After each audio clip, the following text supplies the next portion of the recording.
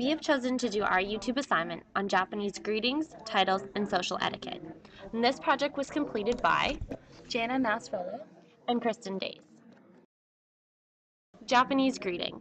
In Japan, bowing or nodding is used as a form of respect when greeting someone.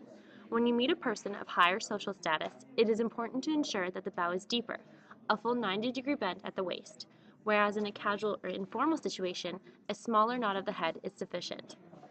As a visitor into Japan, the Japanese people do not expect that proper bowing techniques are known. Therefore, a simple nod of the head is acceptable. Unlike Western culture, shaking hands is uncommon. However, with visitors, Japanese people are willing to make the exception.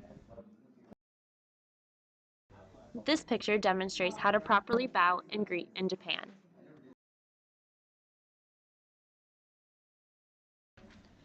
Japanese titles.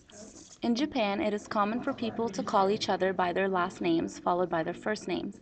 For example, if your family name is Suzuki and the first name is Ichiro, the person is then called Suzuki Ichiro rather than Ichiro Suzuki.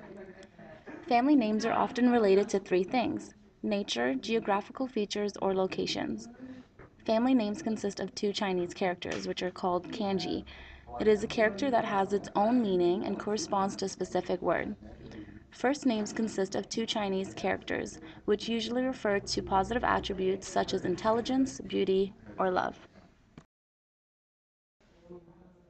These are the few of the listed examples of how two kanji represents one word. There are course exceptions where three kanji symbols can be used to describe one word. Social etiquette. The Japanese are not fond of spontaneity, and they prefer to stay inside their social circle, and it is essential that if a new member is introduced, there must be already familiar grounds, that being a friend of a friend. Manners are very important to Japanese, and there are specific manners that every individual must follow. The most basic include going inside a person's home, visiting shrines and temples, taking a bath, and using Japanese toilets. For example, upon entering a Japanese home, outdoor shoes are always replaced by slippers. There are specific slippers to be used inside a bathroom. When visiting shrines and temples, behave calmly and respectfully. To do so, make a short prayer in front of the sacred object by throwing a coin into the offering box and then saying a prayer. Some temples also allow visitors to burn incense.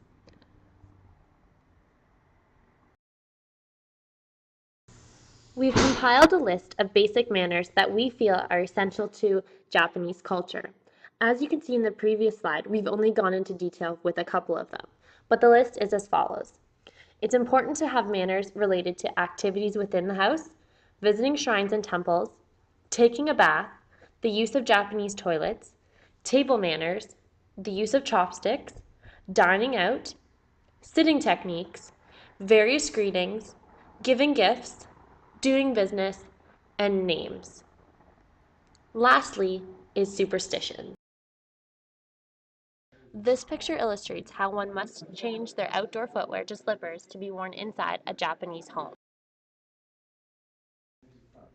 Simple ways of greeting in Japanese are konnichiwa, which translates to hello. O genki desu ka translates to how are you? And lastly, to say goodbye to someone in Japanese is sayonara. Thank you for your attention, and we hope that you've gained a better understanding on the Japanese culture. Sayonara!